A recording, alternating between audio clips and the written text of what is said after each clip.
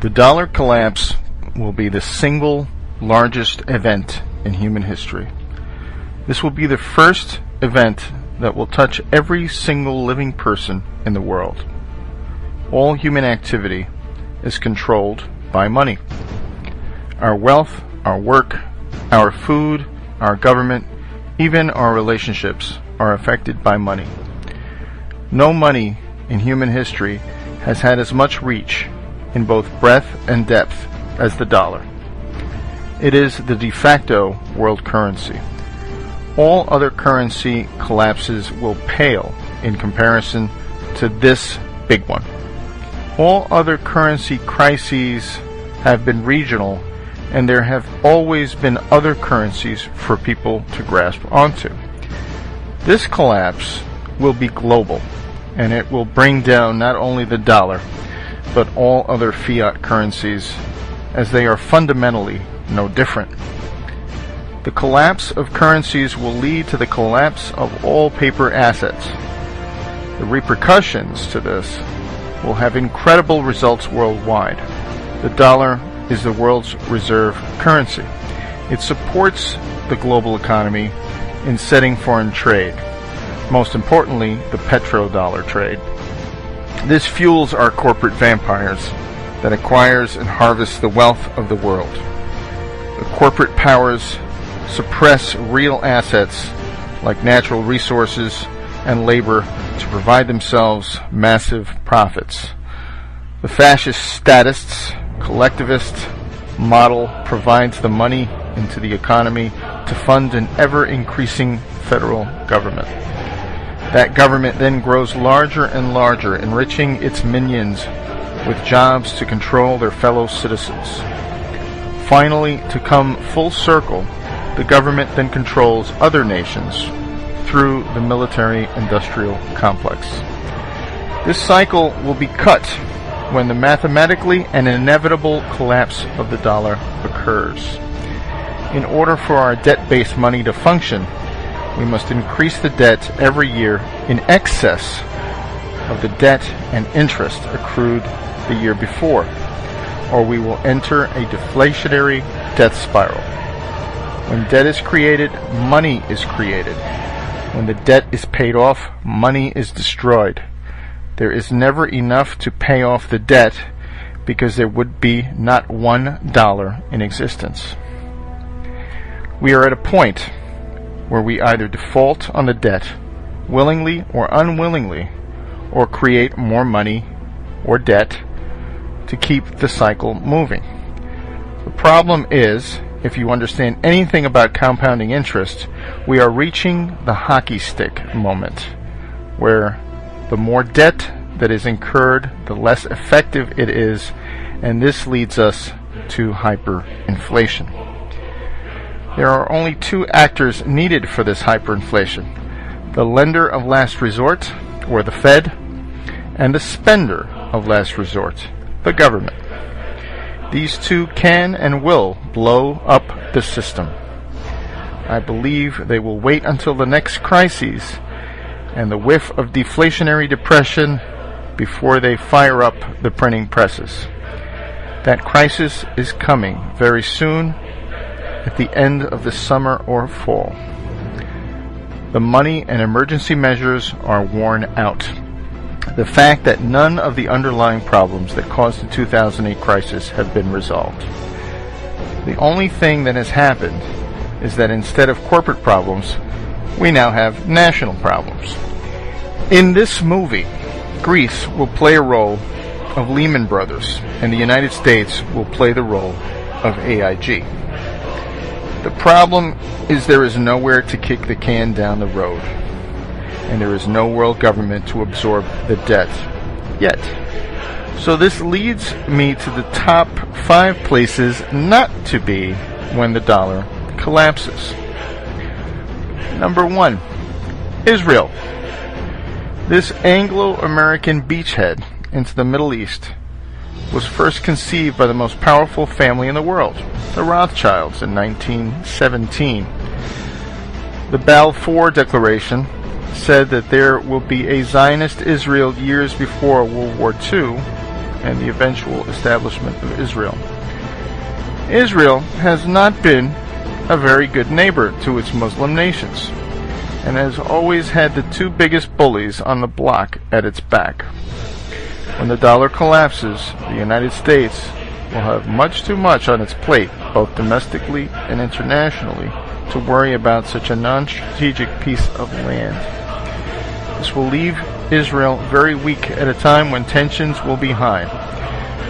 This very thin strip of desert land will not be able to withstand the economic reality of importing its food and fuel, or the political reality of being surrounded by Muslims. Number 2. Southern California. The land of fruits and nuts turns into battlefield Los Angeles. 20 million people packed into an area that has no water, and thus food, is not good, to say the least. Throw on top of the huge wealth disparities and the proximity to a narco state, and this does not bode well. We have seen riots from Rodney King.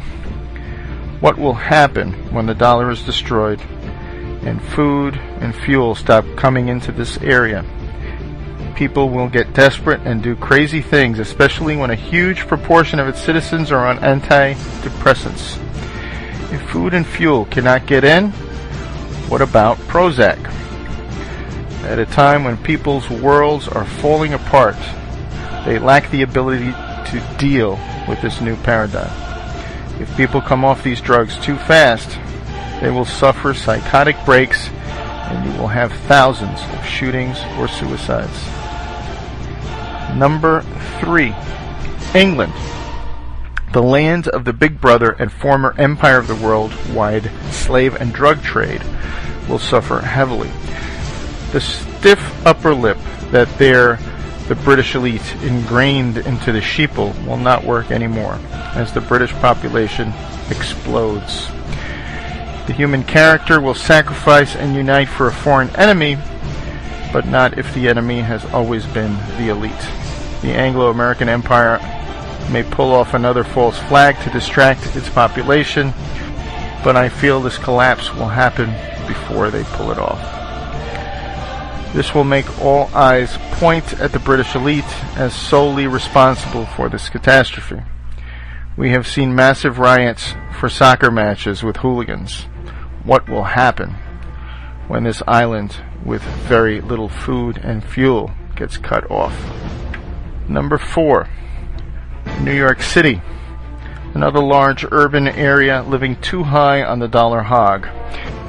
There is little doubt that all of the wealth in New York City, New Jersey, and Connecticut is derived off of Wall Street wealth. The savings and investments of the whole nation and much of the world flows through this financial capital.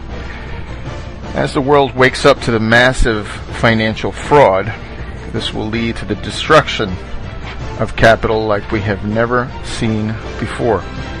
This will have tremendous effects on the regional economy as people driving in Mercedes suddenly wonder where their next meal is coming from. Number 5. Washington, D.C. The political collapse of the federal government will wreak havoc on the hugely inflated local economy. As more and more states find it necessary to assert their natural control, the federal government will suddenly lose power and importance as the whole world suffers from a global Hurricane Katrina. The money that they create and spend will become worthless, and the government minions' pensions will evaporate. Millions that once relied on the ability to force others to send their money to them will learn that the real power has always been at the most local level. Massive decentralization will be the answer to globalization gone mad. Local families and communities will forego spending money and power out of their community as they will care about their next meal and keeping warm. As Ayn Rand once said, you can ignore reality, but you cannot ignore the consequences of ignoring reality. To sum up, those areas that have lived highest on the hog in the dollar paradigm will most likely be the worst places to live when the dollar collapses.